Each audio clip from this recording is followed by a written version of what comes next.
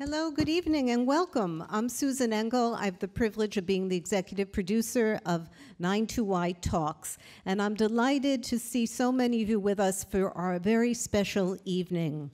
We are deeply honored to co-present tonight's high-level discussion on the search for immortality with the Institute for Cross-Disciplinary Engagement at Dartmouth. The Institute and its generous support through the Templeton Foundation have allowed us to bring you this evening the best of the best for an important conversation that promises to open our minds and expand our thinking. As a community center, your participation is important to us, and I invite you to submit your questions on the cards that the ushers have handed out. They will be collected midway through our program. I'm now thrilled to welcome back to this stage our moderator and the driving force behind tonight's event. Marcelo Gleiser is the Appleton Professor of Natural Philosophy and Professor of Physics and Astronomy at Dartmouth. He is also the author of over 100 scientific papers, countless essays, and 5 books. He is the director of the Institute for Cross-Disciplinary Engagement at Dartmouth.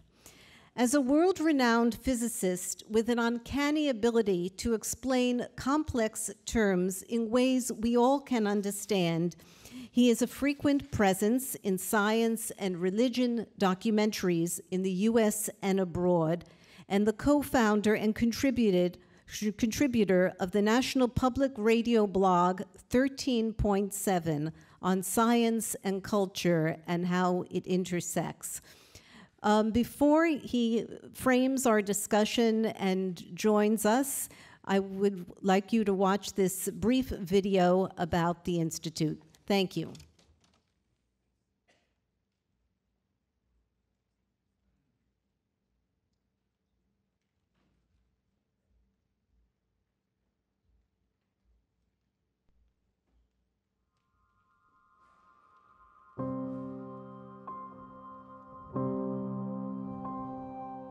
The world is a complex place, a network of flowing information and changing patterns, where forces known and unknown generate the most sublime beauty and the most terrifying destruction.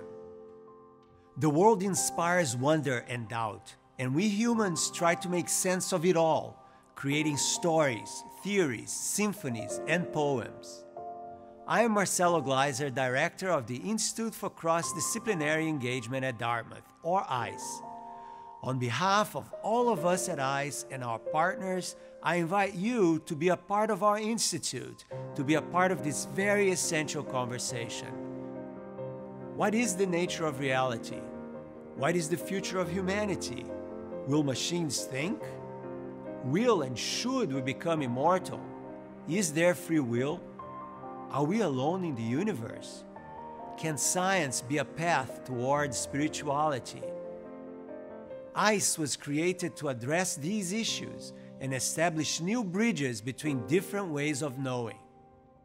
Our mission is to overcome old bigotries and facilitate a constructive dialogue between intellectuals and the general public, creating a community of citizens concerned with the common good, engaging experts, promoting public dialogue, and offering open access courses. One thing is certain: the hardest questions ask for different viewpoints, for a cross-disciplinary approach, for intellectual openness. The sciences and the humanities need one another now more than ever, and we need them both.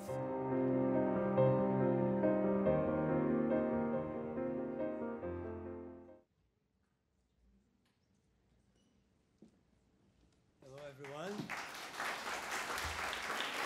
Thank you, thank you. Thank you so much for being here. I bet there are repeaters. So this is our third engagement here at the 92nd Street Y.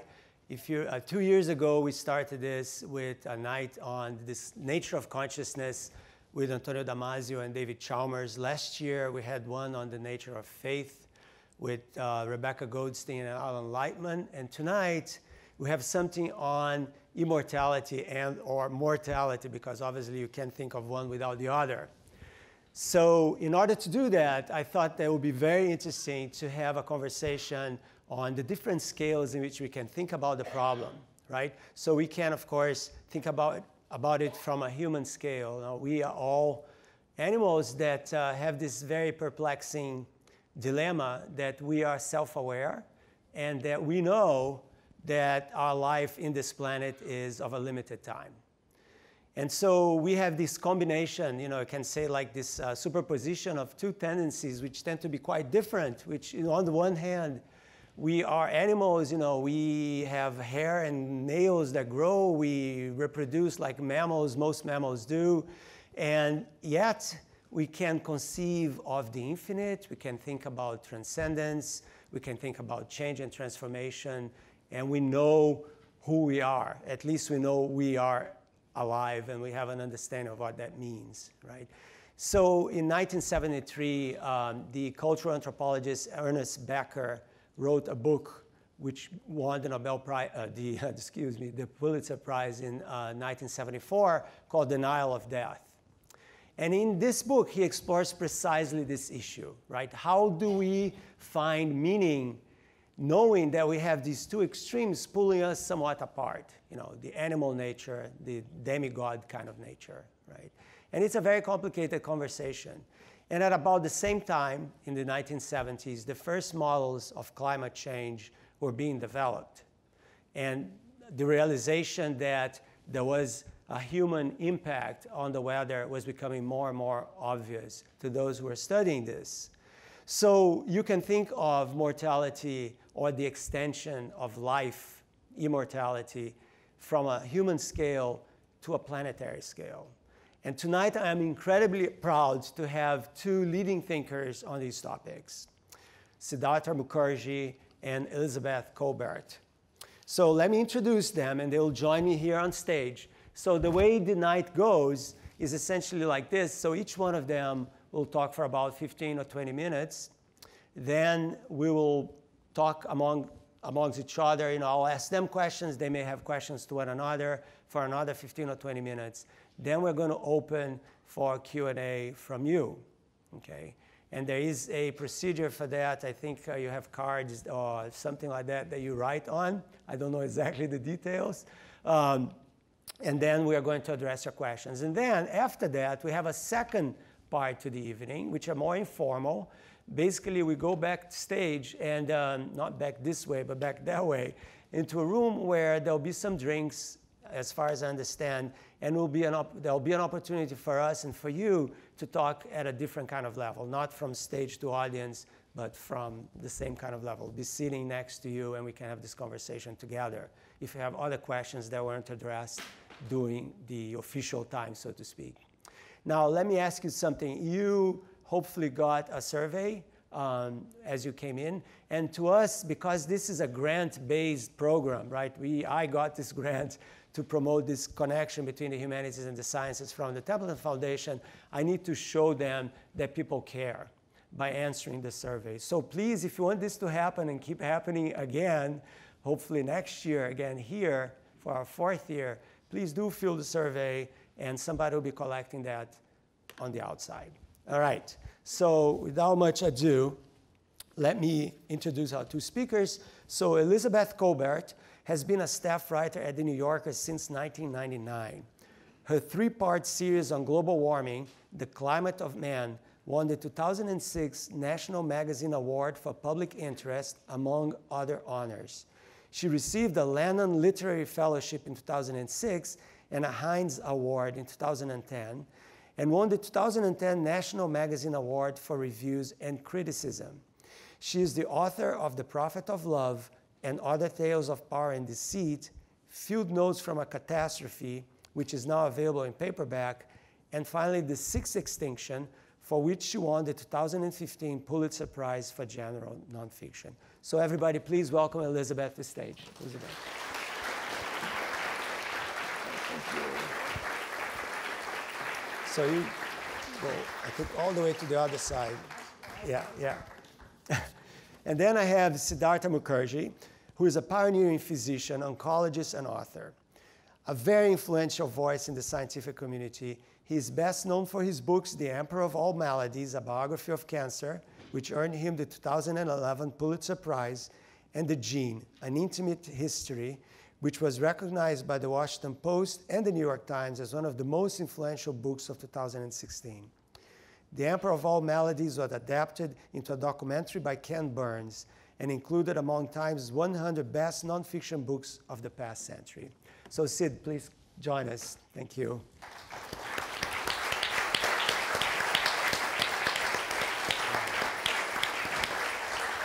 Okay, very good. So we're going to start, and the first one to speak will be Sid tonight. So Sid, take it on. Well, thank you very much for picking such an easy topic. I know. To start with. Small, moderate topic. I thought I would begin with a thought experiment. And the thought experiment goes like this. If you were in sitting in the 1850s, you asked the question, what is it like to get old? What is it like to live beyond 50 years old? Someone might say to you, it was a horrible life. Your teeth fall out. Your hair degenerates. Your skin degenerates. It's a terrible thing. And what we should really do is respect human boundaries and dignity and let people die quietly at 50. Fast forward a few years, and all of a sudden those realities, your skin degenerating, your hair degenerating, your body, your mind falling apart, starts to change because all of a sudden we begin to make important advances, scientific advances, cultural advances, advances in public health, hygiene, when all of a sudden 50 isn't a boundary. And that same person who told you, why not just give up at 50? It's a terrible life out there. Would start saying, well, actually now 60s sounds good. And so on and so forth, 60s become 70s. So there are two strands in our understanding of longevity of the body. One strand constantly reminding us that death and aging and the end is nothing but inevitable, and that's of course true. But on the other hand, another strand pushing and saying, well, what's inevitable about it? What is it about? Certain organisms live much longer. There's no, what are the biological limits? Well, the biological limits are defined by what we want to understand and how we want to push them. So I think that there's, as a physician, as an oncologist, as someone who works in cancer, you feel both these strands. And it's important to remember that the two strands exist. Absolutely true. It's absolutely true that there is a kind of collapse of dignity when you begin to say, let's all live till 100, and that changes and distorts certain ways of thinking about culture. But on the other hand, let's not forget that, as I said, 100 years ago, people would say living beyond 50 was a horrible life.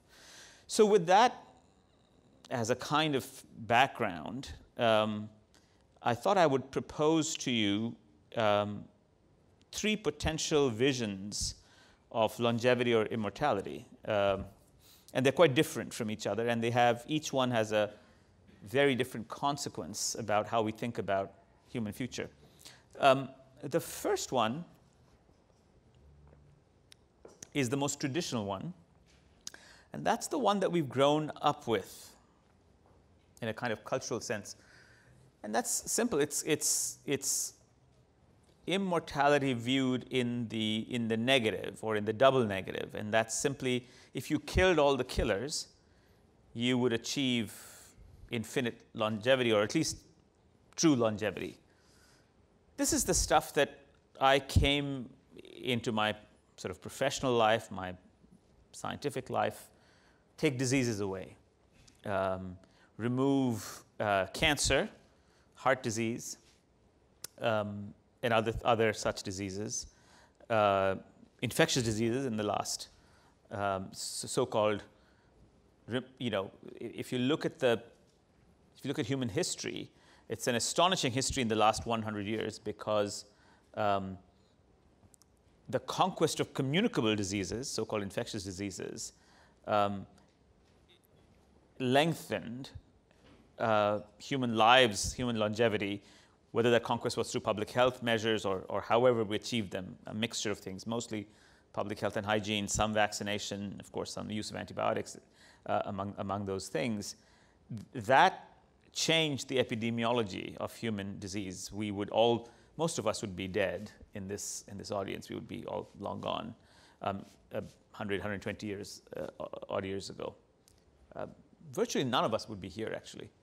And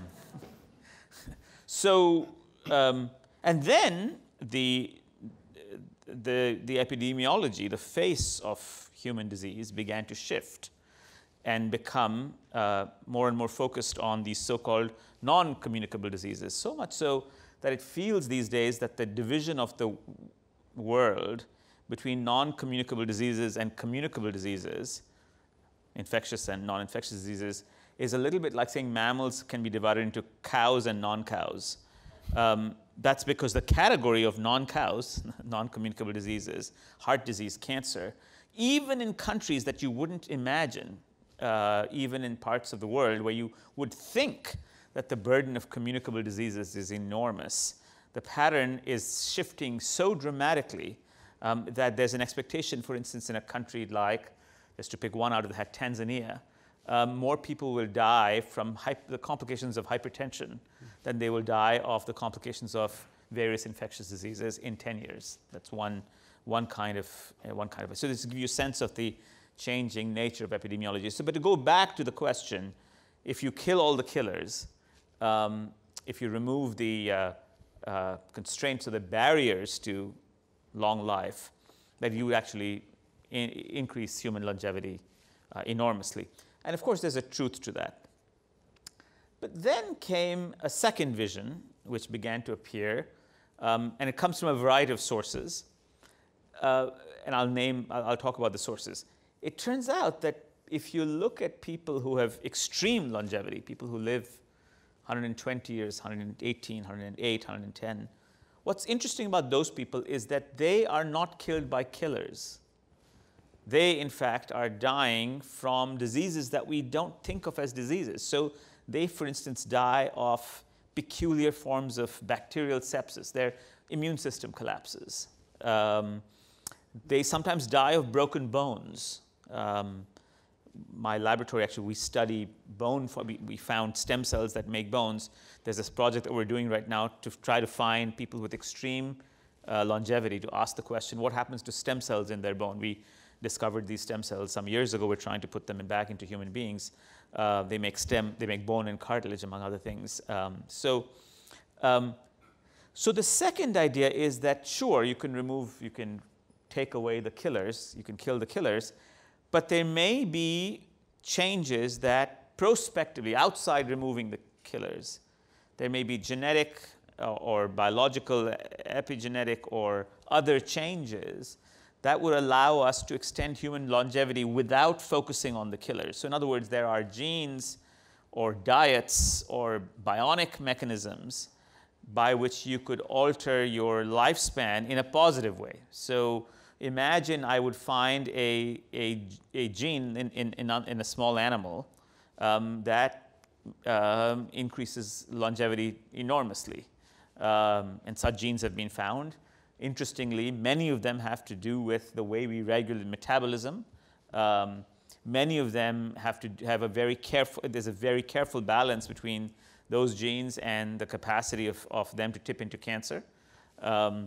And so there's a very, very tricky balance, but occasionally you can find genetic means of changing the limits of human longevity. And one interesting consequence that arises out of that is to say, well, forget about killing all the killers. Maybe we should be tampering with human genomes so that we can increase longevity. I would say, we were talking about this a little bit before, in trans, which means that they suppress all the other effects. They would override any other effects, and it would be non-disease specific. It's not as if they would essentially override the effects of diseases. And do such genes exist? Yes, they exist in other animals. They exist in worms and in flies. You can make worms that live 3 times longer than other worms. Often these genetic means cluster along pathways, along very particular ways. Often they cluster on metabolic pathways. And for a long time, you would imagine that these alterations, unless all of a sudden there appeared a genetic mutation, a genetic variation in humans that would spontaneously arise and that could give that kind of longevity, you would imagine it would be very hard to tamper with this physiology. But certainly you can tamper with the physiology in other animals, worms, as I said before. And now, one thing we'll talk a little bit about, with new genetic tools, it's possible to tamper with the human genome in principle. And when you do that, again, remember, you can do it in 2 ways. You can remove you can remove constrainers, and we'll talk a little bit about that. But also you can change in a positive direction. You can not just remove the constraints, you can influence in a positive direction, just like in small animals. And here the world splits into, generally speaking, 2 kinds of camps.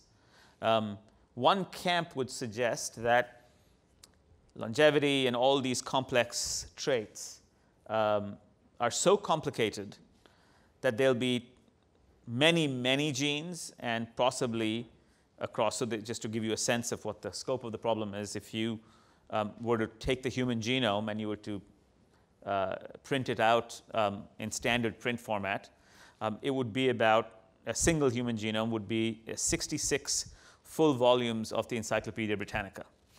So this room, wall to wall, up all over, would be Elizabeth's genome. And in the past, of course, it was largely inscrutable. So it's written in just 4 letters. It would be, if you opened up one volume, it would read ACT, GC, TT, TGC. That's not, I'm making it up. I didn't memorize the sequence. But so in the past, our capacity to read that information was extraordinarily limited. You could say in volume 36, on page 72, I have a genetic sequence that encodes for the cystic fibrosis gene. And if you change this letter to that letter, you can go from a normal cystic fibrosis gene to an abnormal one. And if you have 2 copies of that and so forth, then you could make some conclusions about it. So these were single genetic changes which we could map onto human traits, diseases, and so forth. Now we are getting to a place where we're actually beginning to read this information in a powerful manner. I call this reading. Just to give you a sense of how powerful that can be and how disruptive that can be, I just read a paper 2 weeks ago, still in preprint, where they took human height as a characteristic. Now, height's a very interesting characteristic because we know it's highly heritable. Tall parents tend to have tall kids. Shorter parents tend to have shorter kids. This was known for a long time. But for decades, people had been trying to find so-called a gene for height, single genes for height. And for most human variation, they were very hard to find. And we knew that there were probably tens of thousands of variations. There are only 20,000 genes, but the lettering is very wide. So there were tens of thousands of human variations that would explain, ultimately, each with small effect, that would explain height. The problem, of course, was that in order to decipher that, you would have to create a compendium of all human beings and all their heights, find all their genome sequences, and try to find a machine, a computer or an algorithm that would correlate one with the other. And there was not, all of these resources didn't exist. But it turns out now they do exist. And this particular paper uses a powerful computational algorithm to predict human height from genetic information alone. Take away malnourishment. That's a very important constraint. This is assuming no malnourishment, assuming no environmental change. We'll come back to that in a second. From human genetic information alone. Now, think about that for a second. That means that in principle, you would be able to predict the height of your unborn fetus before that child was ever born. You would know what height they would attain. And now think about extending this potentially to other attributes, color of hair, the color of your skin. And all of a sudden, you've gone into territory which I think all of us would feel a little uncomfortable with. Longevity rides along similar principles. We don't have fundamental notions about it, but it will be very, very clear that the heritable part of longevity, the part that can be inherited, will begin to be solved. In fact, that's a project going on right now. This is one of the great biobank projects, so longevity. So then we will be able to read longevity, and if there are genes which very strongly influence longevity, or if there are genes that very strongly influence longevity in a negative direction, we can potentially change those. There happens to be one already, a big candidate, a gene that increases your risk for neurological syndromes, Alzheimer's disease, neurodegenerative diseases, called ApoE. And someone like George Church and others have made a compelling argument. Why not take it away from the human genome? Why not remove that? Why live with this constraint if you don't have to live with this constraint? So that would be the second vision of longevity tipping into far edges of mortality. It's not immortality, but far edges. And then the last one is perhaps the most intriguing one. I've been thinking about this as a thought experiment for a long time and wondering, and the question that I posed myself a while ago was, could there be a soft version of immortality? Could we hack it? And by that I mean not inventing crazy new tools, but what if someone gave me the toolkit of what's available? Could I make a kind of soft immortality possible? And I began to think about the following experiment, thought experiment. And I'm going to write more about it because I've been thinking more and more about it.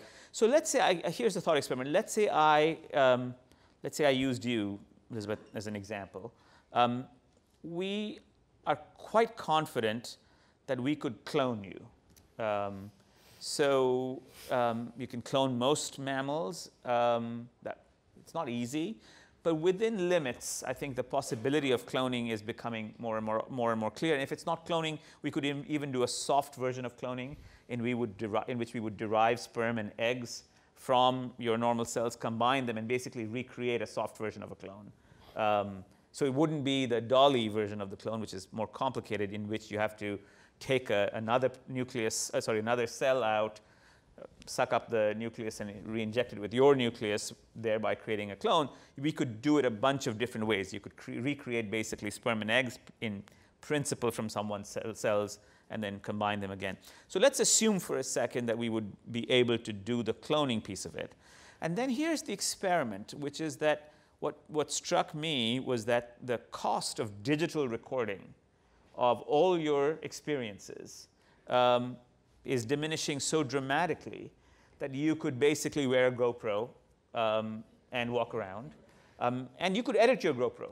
You could edit your GoPro as you aged, and you could say, these memories were really significant for me. You know, that time I went to Rio and sat on the beach, that moment I experienced that glacier, etc. So my question was, what if we began to clone ourselves and then give our clones the capacity, and this is not even fancy technology, I'm not talking about brain interfaces, I'm just saying give them a GoPro. Give them a quick GoPro lesson on your life, in which they would absorb and perhaps even experience what you thought were the fundamentally important pieces of you. So you would have yourself in a second generation now absorbing pieces of you. What's interesting about the experiment is that it's infinitely repeatable. Your clone makes a clone, gives a GoPro to the clone, et cetera, et cetera, et cetera. And of course, information is lost. It's not going to be your life. But I just keep wondering about this idea. It kind of haunts me a lot. I mean, what if I would do that? Would it alleviate some concerns that I have about my end? I would end, but very important pieces of me would be left over. A genetic copy would be left over. A true genetic copy would be left over. And things I treasured, my most important memories would be here. So anyway, it's dystopic, of course. But yesterday's dystopias are tomorrow's old news. So there's a quality about this that makes you think, this is a thought experiment, but makes you think about, and then the question, of course, becomes, well, what happens to human population then? Right. How do we crisscross? So I'm going to stop there. That's kind of a broad introduction, but those were my 3 visions of longevity tipping into the edges of immortality. That's great. Thank you very much. And now we go for the macro view. Yeah, speaking of dystopia. So that was like a perfect lead-in, and I am supposed to, I guess, represent the humanities here. I'm up here with 2 scientists, and the humanities always are, get the short end of the stick, the bum end of the stick. And so I'm gonna talk about, Sid talked about immortality, and I'm gonna really flip that around, and I think that there is a really interesting conversation. It's not a conversation. Maybe it's something much worse than that. How's that? We can a brawl. And that is, I'm going to talk about what humans have meant to the rest. That we don't really know how many species exactly there are on the planet. The rough estimates are about 10 million. We have named maybe 1.5 million of them, so there's a lot of life out there that we sort of know from statistical tools are out there, but we really don't know what it is still at this point in 2018. But we know that we're destroying it pretty rapidly. And the reasons for this have a lot to do. They're the flip side of our tremendous success at staving off disease, at reproducing, at feeding ourselves, all the things that have brought us to the point where there are now 7.6 billion people on the planet, heading very rapidly. We'll hit 8 in the next couple of years, actually. And if you want to know exactly, you can go, there's like a world population clock, and you can watch that thing spin around by the, not just by the 1 or 2 or 3, but by the 10,000s, every few minutes, as our population grows. So, what are the? So I wrote, I wrote this book about this idea that we are causing a mass extinction. So what is a mass extinction? A mass extinction is a very simple concept. It's just considered a period of time, a short period of time, relatively short on a geological scale, when a lot of the diversity of the planet, for whatever reason, crashes. And this idea that there's a 6th extinction obviously implies there have been 5 previous ones. There have been, lo and behold. The first occurred 440 million years ago during a period known as the Ordovician period, when life was still largely confined to the water. So about 3/4 of all marine species died out, and very few on land, because there were very few on land. And the most familiar one of these mass extinctions is the 5th, which did in the dinosaurs 66 million years ago. And there's a pretty broad scientific consensus now that one was caused by an asteroid. And for a long time, people tried to find common themes in these extinctions. Is there one reason why they happen? They happen at irregular periods. And no one has found yet, the key, what causes a mass extinction. But the general sort of theme of them is that the world changes in some way faster than evolution can keep up with, right? So it all does boil down to genetics. So if I'm a worm or a plant, I can only keep up with environmental change by either I have enough plasticity, and I have enough adaptability. If I can't go here, I go there. If I can't use this food source, I go that food source. So all organisms have a certain amount of plasticity. But the other way I adapt, I make big adaptations, is through mutations, through evolution, right? I evolve. I become a new creature, and that's propelled life throughout the last 3.5 billion years or so. So if things change really fast and I don't have the plasticity and I can't evolve fast enough, the end is near. That's the end of the line for my species. And what are we humans doing? We've sort of transcended evolution in a really, really important sense. And this gets to a lot of the things that Sid was talking about. We don't wait around to evolve, right? If we have a new pathogen, when you go to get a flu shot, right, that flu evolved into a new virus, but you got the vaccine and you skipped that evolutionary step, right? So the flu didn't just kill off everyone who wasn't immune to it.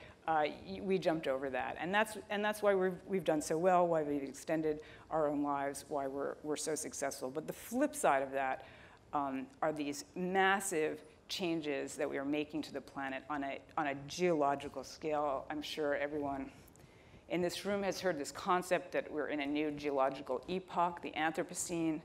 An epoch is actually, to a geologist, a very small amount of time.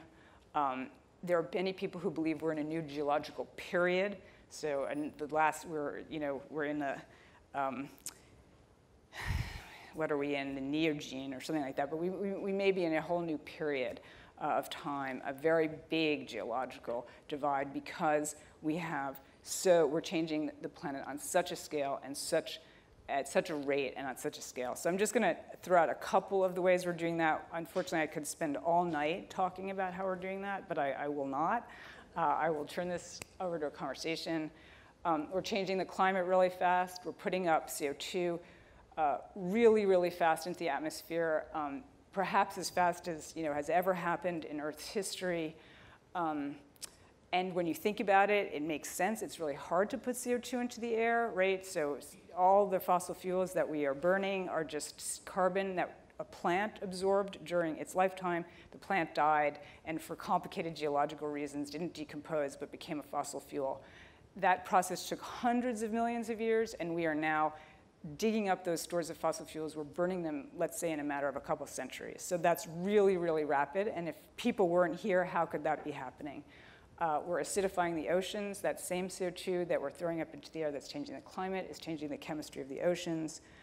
We are very rapidly altering the surface of the Earth when we go in, to the Amazon, or when people came to the U.S. and mowed down the prairies and planted corn. That's a monoculture. That's a place where very, very few creatures can survive. Everyone's heard about, monarchs are crashing, monarch butterfly populations. That's because, we go in to what used to be their habitat. We just mow it down, put down herbicides, plant corn, and there's just nothing for them to eat. It's as simple as that. Other ways, we are moving things around the world. This one doesn't get as much attention as it probably should, but over the vast span of evolutionary time, the continents have divided. All the continents used to be squished together about 250 million years ago into a continent we call Pangaea. Then the continents split apart. The world as we know it came into being. Evolutionary lineages have been evolving separately for tens of millions of years. And then we bring them together, right? You go to Africa, someone from Africa comes here. You go to Asia, vice versa. We're moving goods around, we're moving people around, we're moving viruses around, we're moving fungi around. And just to give one really local example of what happens is people have probably heard of a white nose syndrome killing bats all across the US. That was a fungal disease, fungus brought over from Europe, probably totally unwittingly by someone that's just killed millions and millions of bats. So oftentimes, when people try to date when did the Anthropocene begin, they use one date that is used as the beginning of the use of fossil fuels, and another is post-war, when the human population really, really took off. So all of these questions of what we're going to do to enhance our own lives, unfortunately, are coming at the expense of all these other species with whom we share the planet. And that is, I unfortunately have come to believe, a pretty inevitable conflict, because there's only a certain amount of space and there's only a certain amount of resources on planet Earth. And then, just to bring things full circle, and then I'll hand it back over to Marcelo, there's going to be all these questions. Well, we killed off this, we killed off that. Can we bring it back? Can we use its genome? We now are so sophisticated. We can just take, people have mapped the genome of the Neanderthal. Can we recreate a Neanderthal, right? Just reprogram a human cell to be a Neanderthal, or an elephant cell to be a mammoth. Those questions, if we're all around in a technologically advanced society like today's, 100 years from now, which I'm not 100% sure of, are going to be very, very urgent. And we'll be debating them very, very heatedly. So with that, I'm going to... That's great. Thank you very much. So maybe this GoPro clone thing is not so bad. just get one. You just get one yourself. Yeah, one of yourself. I say no kids, just okay, shrinking population. Yeah, shrinking population. Yeah. Well, look, we could combine forces. Yeah, exactly. Exactly.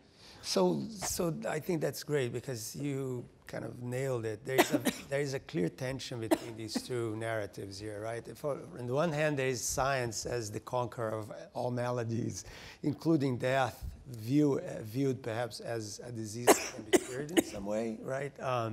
And let's do that. And I have a somewhat very visceral aversion to scientism, the idea that science actually has answers to all questions, because it does not, for sure. And it's highly debatable, I think, if death is something that we can really deal with for many reasons, even invoking physics and the second law of thermodynamics. I mean, in the sense that every time you solve a problem, every time you kill one of the killers, other killers show up, right? I mean, this has been, you're one of the best historians of medicine around, and you know this is true. And the question is, can this ever end? Or is this just part of the way life manifests itself, right? But there is this idea that science says the hero. And then on the other hand, as you said, there is the other narrative, which is destruction. We as a species, in order to be so many and in order to live well, the first thing we need is energy, is environment, and that obviously has a tremendous cost, right? And to me, and this is a question I have for both of you, it's because I have no idea how to answer that. When you talk to people about these things, and I'm sure you both have, I mean, Elizabeth, when you talk about the Sixth Extinction and you put data in front of people and you discuss this with educated people and they understand it, but they don't change, why not? To me, that's mind-boggling. Well, I think unfortunately, the more, one thing I want to say too is that this is maybe not really an answer, but people have been at this project for a really long time, this overcoming of evolution, and I think there's, it would be called debated, but most, I think, scientists, once again, I'm going to defer to scientists, would say, humans did in the megafauna. The megafauna extinction was really early on, so humans arrived, in Australia 50 or even 60,000 years ago. There was a wave of extinction of large animals. They arrived in North America, probably 15, 20,000 years ago. There was a big wave of extinctions. We no longer have, mammoths or mastodons running around New York, though we have plenty of skeletons of them. So, it's not something that, it's a project I think, unfortunately, we've been at a long time, and it's just that our tools have gotten a lot better. And now when you think about the pace of change right now, right, your iPhone, everything has been collected from somewhere on the planet and has had an impact somewhere on the planet. And so, the changes that are required when you have 7.6 billion people on the planet, even if you just said everyone is simply going to needs to eat. That's basic requirement, these sort of basic human rights. And these things come into, really serious conflict pretty quickly. Now, if you said, let's do our best, our absolute best, we would like everyone on the earth, to have a decent life, and we would still like to preserve as much of the rest of the planet as possible. Sort of the best proposal I've seen for that comes from E.O. Wilson, and he has a book called Half Earth, that we should sort of put aside half of the land surface of the Earth aside for other creatures. And I think that's a really important idea. But it turns out, a multinational project like that, it's really, really hard to even get it talked about. Of course. Yeah. Yeah, I think it's something to do with the amount of pressure that people respond to at the individual level, and unless there is enough pressure, the threshold, you haven't gotten to that threshold yet, and you will not do anything. You won't take shorter showers, you won't, eat less meat, or whatever it is, even if you know that there is a cost to all of that. And it's an interesting reflection to understand what will it take for people to do something, not at the governmental level, but at the individual level, because we have power as customers, and I think there's a whole emerging idea of corporate ethics now, where some corporations are beginning to understand that, hey, if you don't like a company, you stop buying their products, and they have to change. And so, you know, you have some companies that you wouldn't expect getting organic products out there and stuff like that. But it's just a reflection that I think we should have. And, you know, in this conversation, you can always interrupt and ask questions to one another too. I don't want to monopolize. I have a ton of things I would like to ask you both. Okay, I'll ask you now, Sid, something about this discussion about the ethics of gene manipulation. You know, where are we with that conversation? So well, let's talk about the technology first, and then let's talk a little bit about the ethics of genetic manipulation. Again, the background is this reading and writing paradigm. So remember, we are now becoming progressively, particularly with computational powers, becoming progressively able to read, make sense of this encyclopedia, 66 volumes of the encyclopedia. And then comes the question of writing. And for a long time, as many of you know, the writing piece of it, changing the human genome prospectively, which would be essentially saying, go to page 66 and erase the word, you know, ACTT, and change it into CCTT. And that might mean changing a gene like a mutation in the breast cancer-causing BRCA1 gene and making it the non-breast cancer-causing so-called normal variant or the wild-type variant. That was that project was very badly stuck for very good reasons. So the reasons are very deep and biologically very deep. So the biologically they're deep because, as you can imagine, any time you take information away from any genome is a cellular crisis.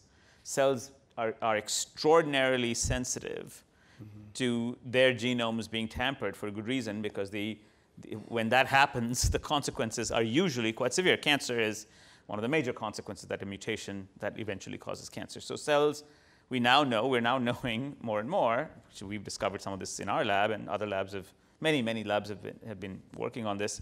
Cells are extraordinarily sensitive to these kinds of changes. And in general, they were very hard to deliver. The wormhole, and again, this goes back to taking control of evolution, rapid control of evolution. The wormhole came from a very unusual place, and it was not expected. The wormhole came from bacteria, the microbial world, and it came because of evolution.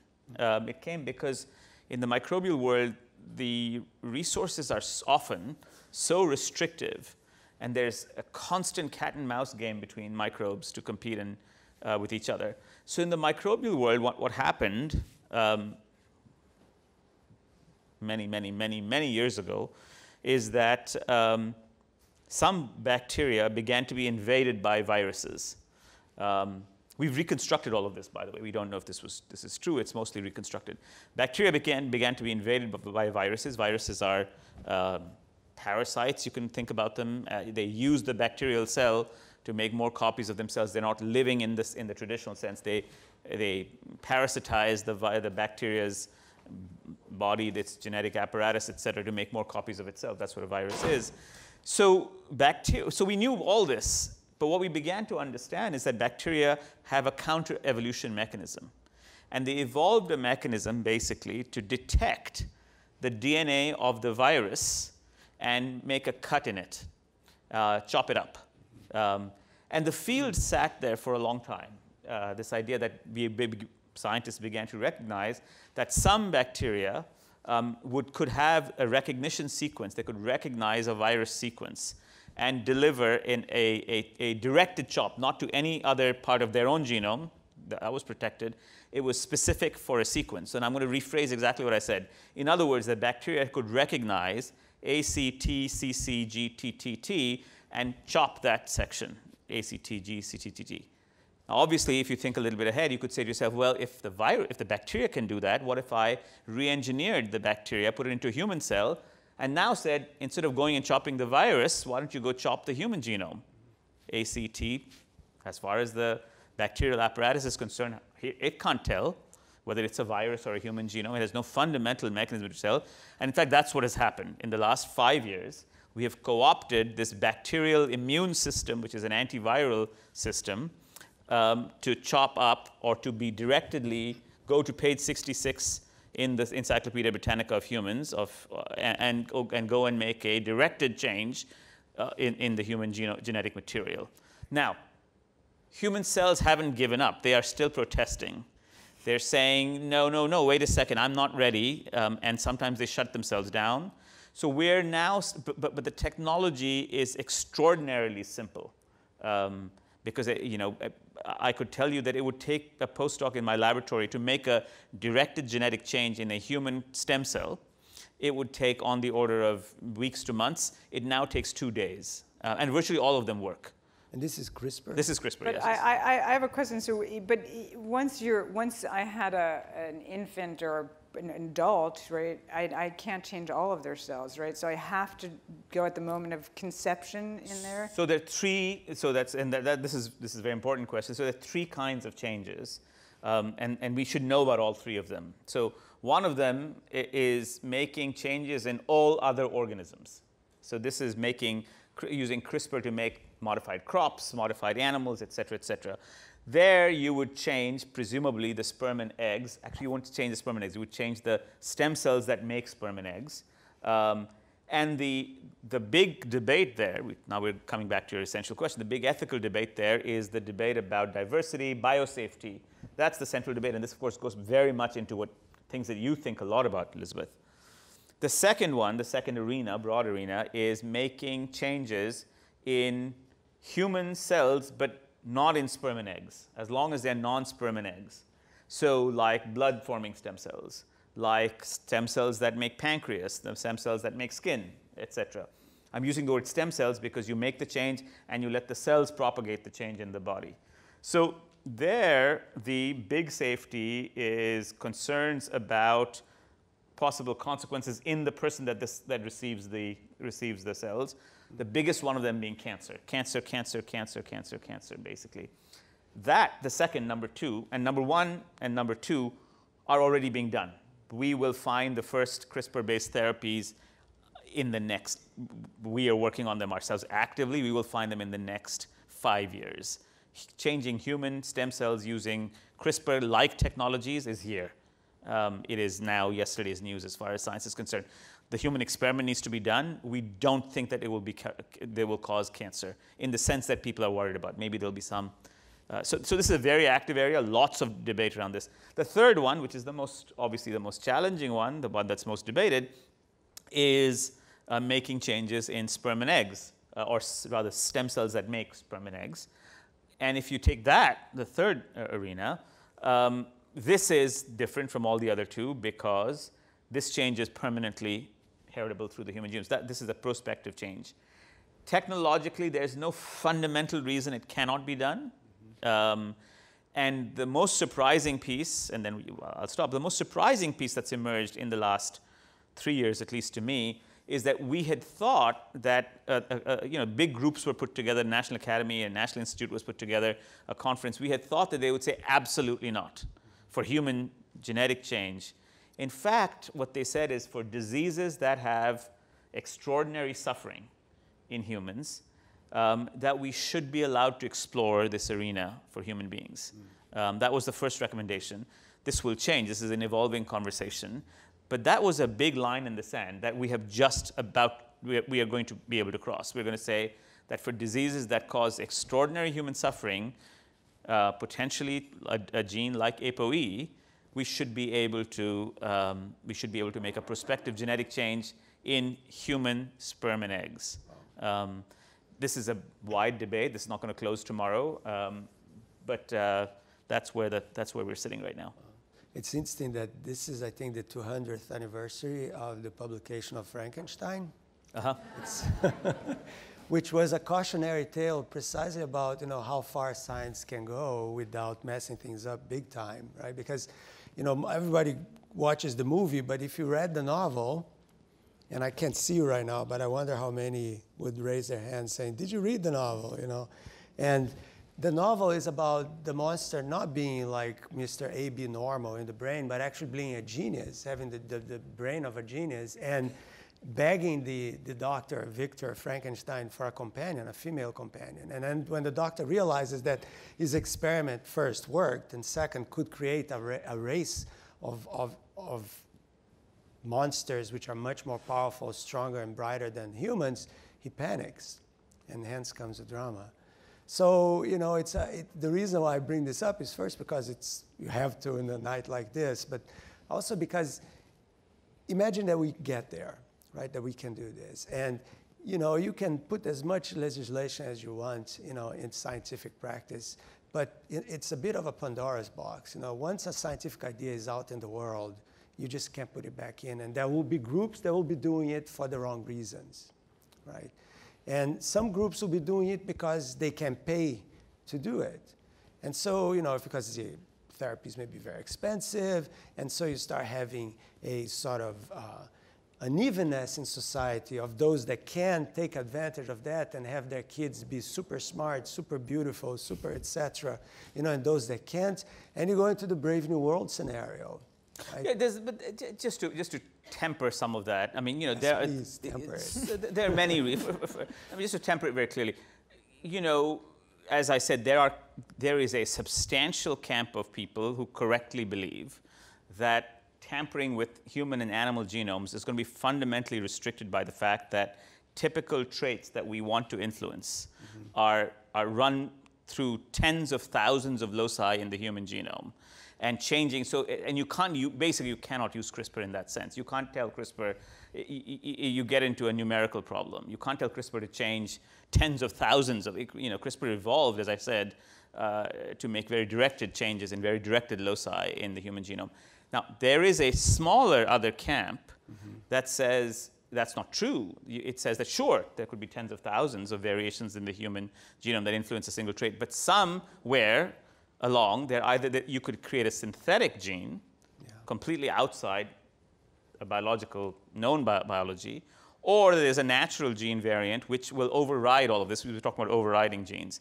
And we've seen examples of that. I'll give you one great example of that. Height is controlled by tens of thousands of loci, maybe hundreds of thousands of loci across the human genome, and yet one gene, like the Marfan syndrome gene, can override many of these and cause extreme changes in human height.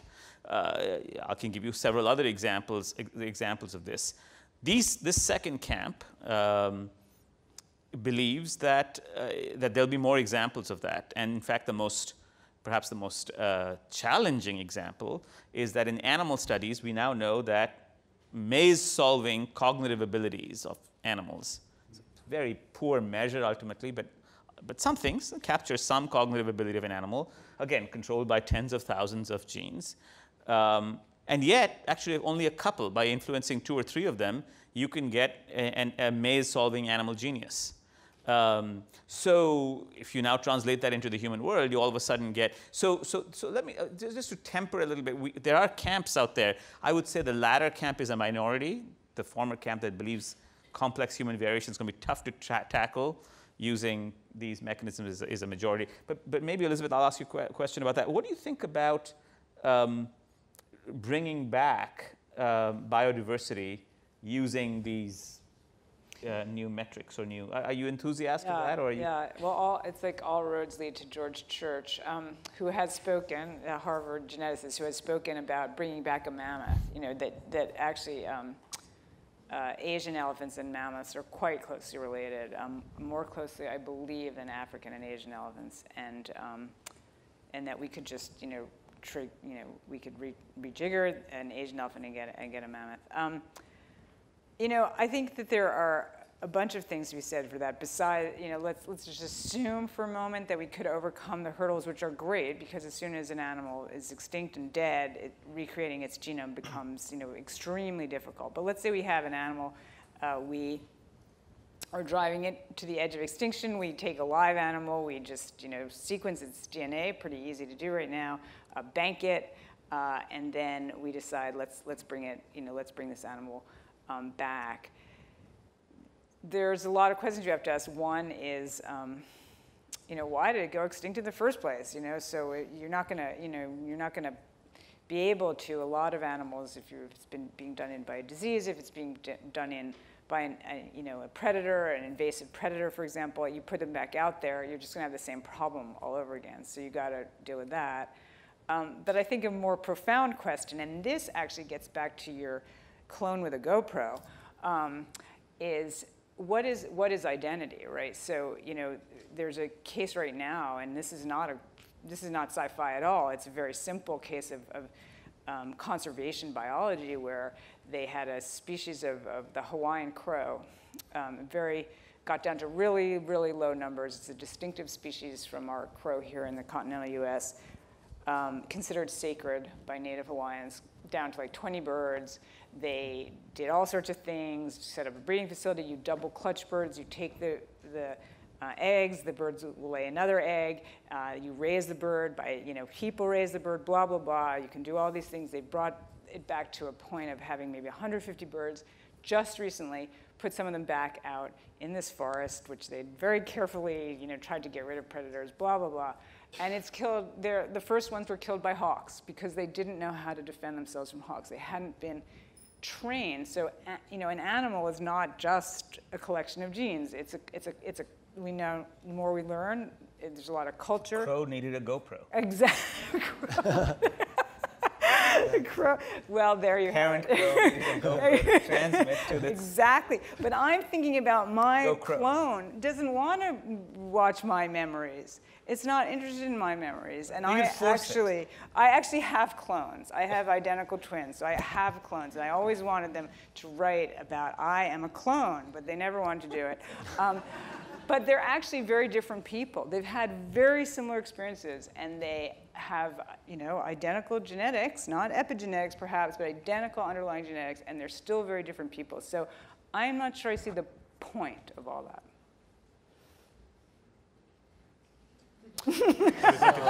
Yeah, well, that was not a question. Well, I know, because to a very high extent we are defined by our memories, and the clone may look like you, but it's just a thing, it's not you anymore. And of course, if you go talk to real transhumanists, they're going to say, no problem, in the future, we're going to be able to store the essence of your consciousness in a digital program, and as long as you back it up, you're going to keep having it. So you can always reimplant it in the brain of your clone. Now, this is what I was saying. This is my soft version of it. This is exactly. So this is GoPro Plus. But exactly. Anyways, we have to move on because we have to have some questions here from the audience. Here goes. So how was that? I think that's for you, Sid. How was in vitro fertilization perceived at its advent? Do you anticipate that using CRISPR to modify embryos will eventually become as acceptable to society as IVF is now? So that's an important question. So, when in vitro fertilization was first conceived, it was conceived as a mechanism to get over a terrible burden, which was infertility and the capacity, people's desire to have children. That was the original driver for that. And so, what's interesting about it, as you very well know, is that it moved from, and it has remained very much in that arena. But it also it becomes also enabling technology, even though it wasn't. And this I'm trying to make a general principle out of this, which is that although it was invented for the purposes of solving an illness, it became enabling technology. It has become enabling technology for prospective genetic change that may not have to do with illness. And by that I mean that because the egg is outside the human body, you can do things that you couldn't do in the human body, including things that I just talked about before. You could do selections for different, and that interestingly has nothing to do with CRISPR, right? So that only has to do with reading the genome. So if you can read the individual genomes of in vitro fertilized embryos, you can select one versus the other. And in fact, many of the proponents of many of the people who've think about genetic change say that as far as constraining the field of human genetic or genomic changes, that's enough. That's sufficient. unless you want to make changes that are introduced into the human genome, things that are entirely foreign to the human genome, you don't need to do very much. You can, by embryonic selection, you can achieve virtually anything that the CRISPR mandate of extraordinary suffering has to do. You can remove any forms of extraordinary suffering, given constraints, just by that technology alone. Okay, Elizabeth. So how optimistic or pessimistic are you with respect to the future of humanity in a planet that is changing so fast? Well, I mean, I think that humans, precisely one of the complexities here is that we are so adaptable and so clever and such great tool manufacturers that we are, thinking of, mucking around with the genetics of everything on Earth, for just to name, one of an infinite number of examples.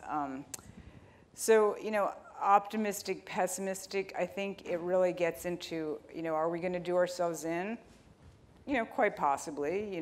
We've had the capacity to do that ever since, Robert Oppenheimer said, I am death, the destroyer, or whatever. So that's, now we're going on, over more than 70 years, right, when were the first Trinity tests. So, and that's not a very long time in the history of the planet to have a capacity to destroy the planet. So the fact that we haven't done it yet doesn't make me that wildly optimistic. But yes. But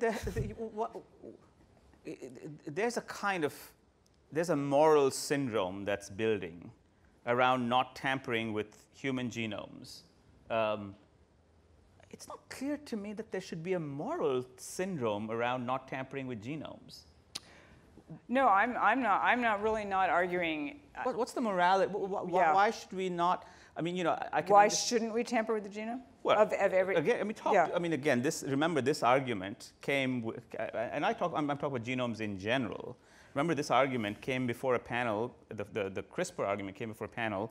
And it was, the most vociferous people who argued at the panel were patient advocates, people whose children are affected with terrifying diseases, women with.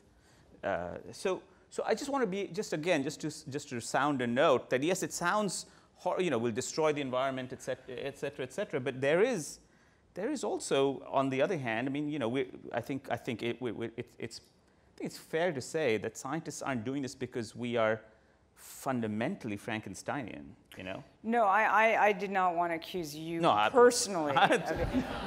And I didn't want to accuse scientists in general. And I think, look, we are all eating GMOs, every day, whether we want to or not, and it's feeding a lot of the world. And I'm simply saying that we do have so many capacities to change the world on such a fundamental level, and that's from the macro level of, blowing ourselves to smithereens and changing the atmosphere and changing the chemistry of the oceans to the micro level, that I sort of feel like all bets are off. I don't know where this is going. So would you be, would it be more, I mean, I can tell you I would be, it's more satisfying, but would you be happier, because the debate for GMOs, I can give you the GMO debate. Yes. It's not a GMO versus, go and shop in Whole Foods debate, right? Right, yep. The debate for GMOs across the world is either GMO versus CMO, chemically modified organisms, which we've been using for the last, spraying insecticides, which dumps twice as much toxins in the oceans, et cetera.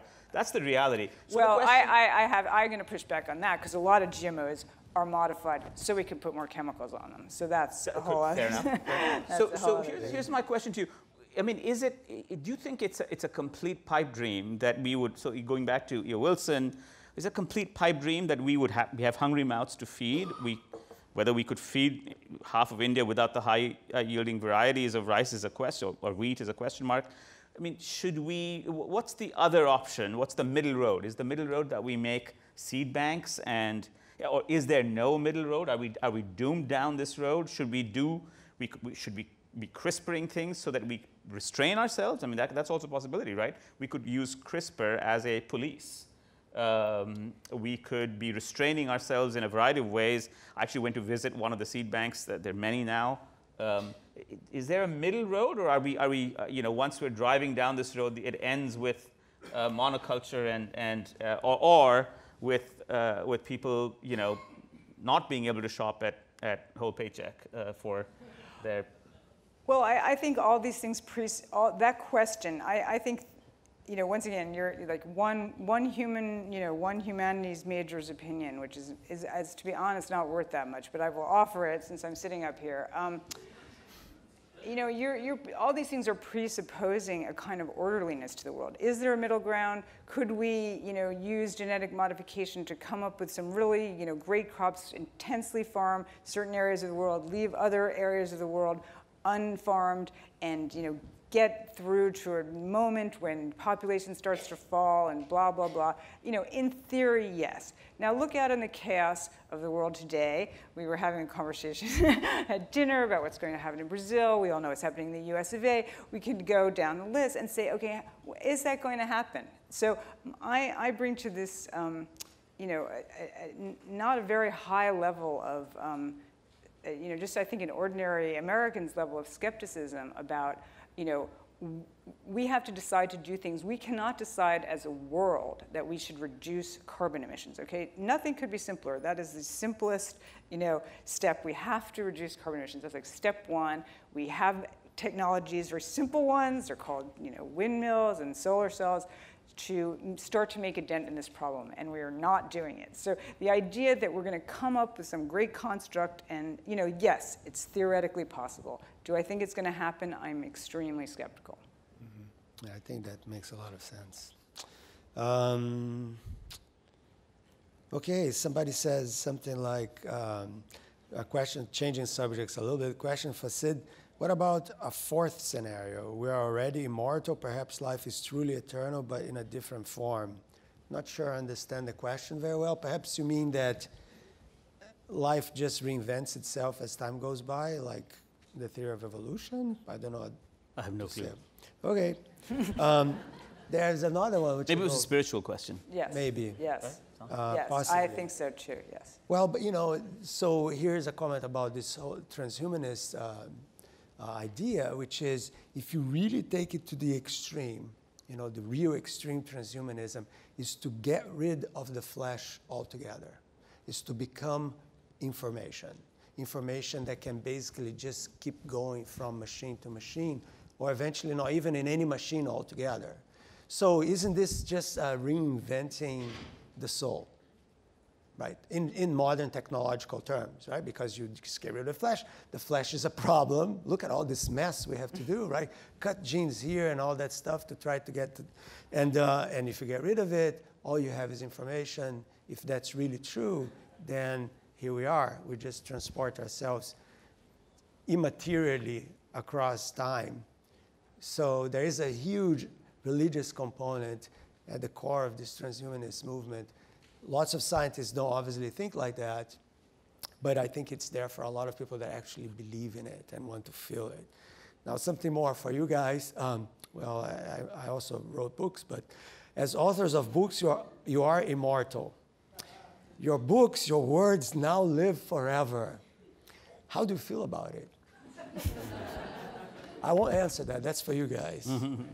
I mean, I wish I had not put the word with in page 66 of just making it up. Well, I don't know, Elizabeth, what do you feel? I mean, let's put it another way. Why do you feel compelled to write books?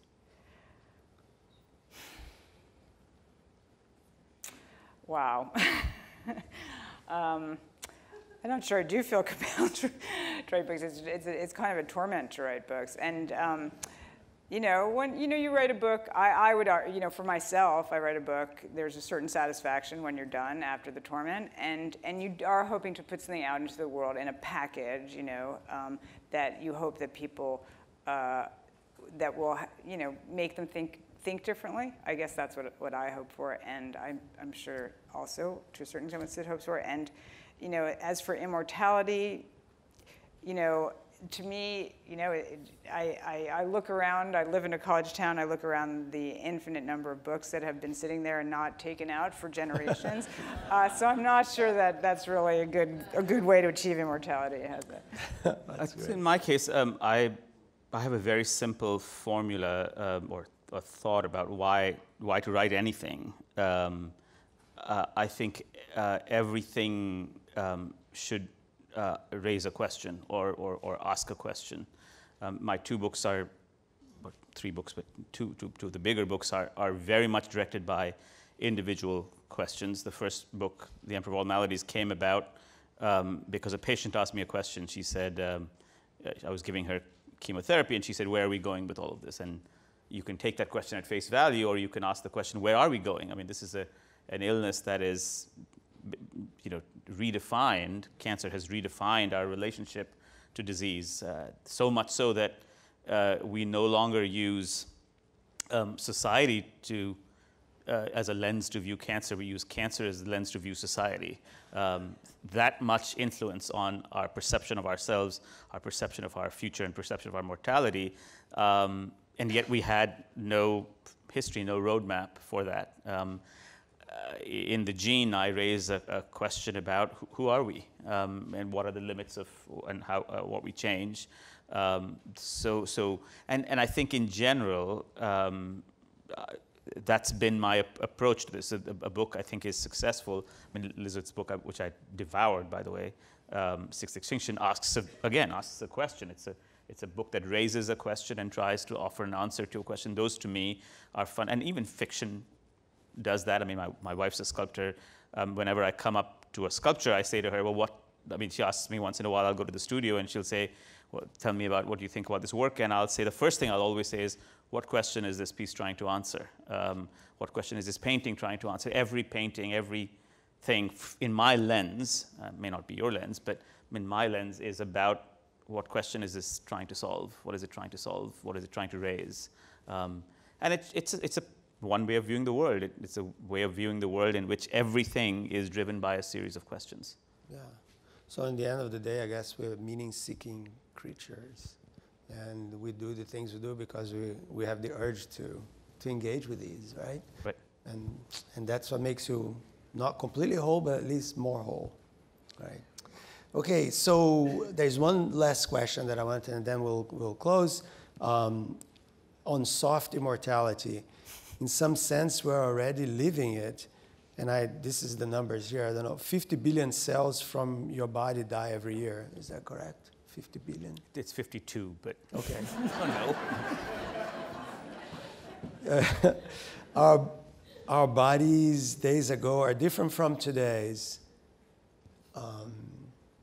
And that's an interesting question, right? Where is the blueprint? This is the Delphic boat question, right? Yeah. So the famous conundrum, which has been raised many times by philosophers since a long time. If you have a boat and you replace every plank in the boat, is the boat still a boat? This actually is a question that has very much to do with things that you're thinking about too. The question you raised about identity. Mm-hmm. If you recreate the planet and repopulate it with everything that we ever saw, would it be the same planet? Would it be the same planet? Right. And this is a very fundamental philosophical question.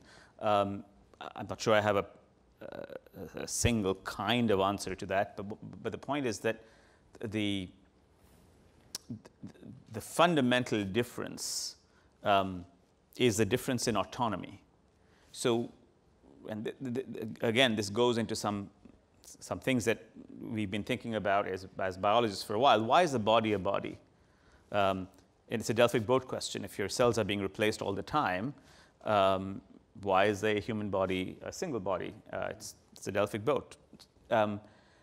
Where the question begins to become interesting is your body remains a body because it has autonomy. It is servicing yourself. It is in service of something.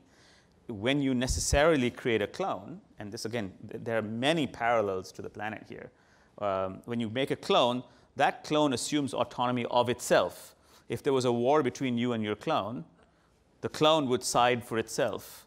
And it would say, go take your GoPro memories and I'll tell you where to put them.